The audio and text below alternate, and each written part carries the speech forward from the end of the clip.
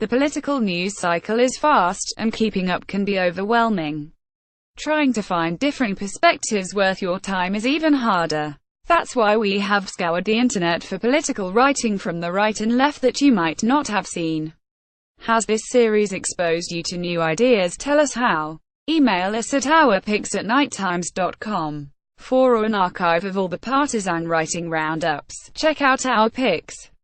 From the right, Senator Al Franken on Capitol Hill in October. Al Drago for the New York Times. Jonathan V. Last in the Weekly Standard. Al Franken isn't the monster Harvey Weinstein was.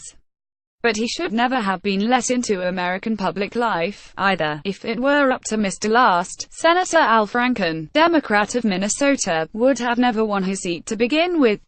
Using material from books that chronicle Mr. Franken's time at Saturday Night Live, Mr. Last makes the case that, during his career as a comedian, his casual relationship with drugs and penchant for off-color skits ought to have disqualified him from office.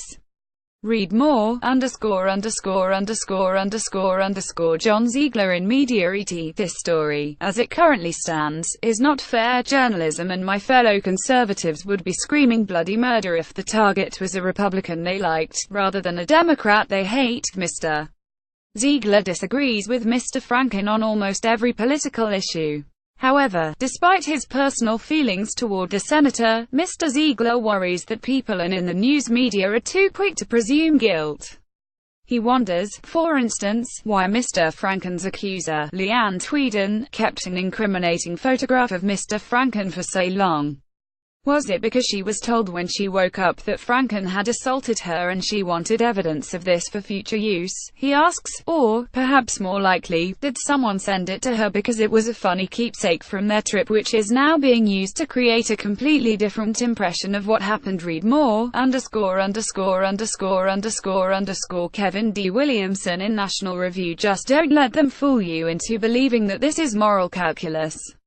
It's political calculus, today, just like it was in 1998. This week, before the Franken accusations emerged, Democrats and liberals in the news media were beginning to reassess their feelings about former President Bill Clinton. According to Mr. Williamson, the rejection of the Clintons now, years after Mr. Clinton was accused of rape and a year after Hillary Clinton ran for office, are merely a cynical political ploy. Our progressive friends have discovered their consciences on the Clinton matter at the precise moment the Clintons ceased to be useful instruments of political power. The same cynicism, he argues, should be applied to liberals who have been swift to condemn Mr. Franken. It costs them nothing, politically, to remove a Democratic senator from a state likely to put another Democrat in his seat. Read more, From the left. The Alabama Republican candidate for Senate, Roy S. Moore, at a news conference in Birmingham on Thursday. Bryn Anderson, Associated Press. Alyssa Rosenberg in The Washington Post. Why should NT let the seeming tension between the good Franken has done and the hurt HES alleged to have caused tangle us in knots lead us to treat him as if HES irreplaceable? No Democratic leader who has committed UAL assault, no matter how effective or charismatic they are, is irreplaceable, Ms. Rosenberg writes. Sometimes, men who publicly work to empower and protect women, can have some very troubling skeletons in their closet. This produces, as Ms. Rosenberg puts it, a sort of tunnel vision, which distracts their supporters and prevents us from pushing other men to step up to the plate. Read more, Ezra Klein in Vox. It is a good thing for the country and our future that we are taking UAL assault so seriously. But it is a very, very bad thing if the one exception is the most powerful, prominent abuser in the world. Mr. Klein is unequivocal. Mr. Franken should be investigated and held accountable for his actions. But so should President Trump, who faces over a dozen allegations of UAL assault. Read more, Ed Kilgore in New York Magazine. The Franken revelations shows once again that while conservative Republican men may be more prone to justifying piggish and predatory behavior toward women, just as they have a cavalier if not hostile attitude toward women's rights, UAL harassment and assault occur all over the partisan and ideological spectrum. This week, Rebecca Traister, also writing for New York Magazine, warned that there was a national reckoning around UAL harassment coming. Mr. Kilgore sees the beginning of a political reckoning in the accusations against Roy S. Moore, the Republican nominee for a Senate seat in Alabama, and Mr. Franken. Read more,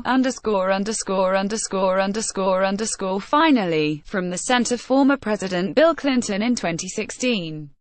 Sam Hodgson for The New York Times. Nicole Hemmer in U.S. News World Report. As Republicans their House burn down, Democrats have a chance to get theirs in order.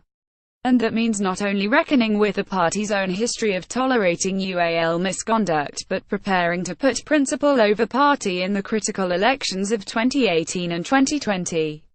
The Franken news is exactly the kind of scenario I was getting at in my News opinion piece this week.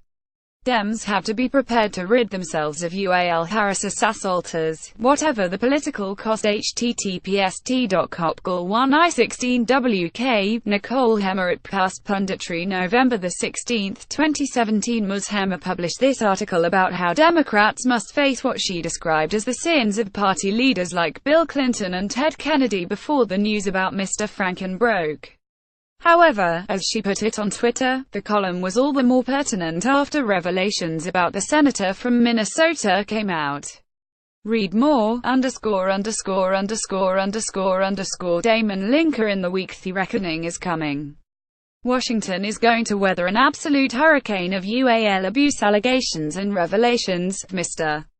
Linker, who describes himself as to the right of the left and the left of the right, warns his readers that news of UAL harassment by government officials will not end with the accusations leveled against Mr. Franken. He asks his readers to think of all the pages and interns and young staffers cycling through all of those offices on Capitol Hill, year after year, decade after decade. Read more,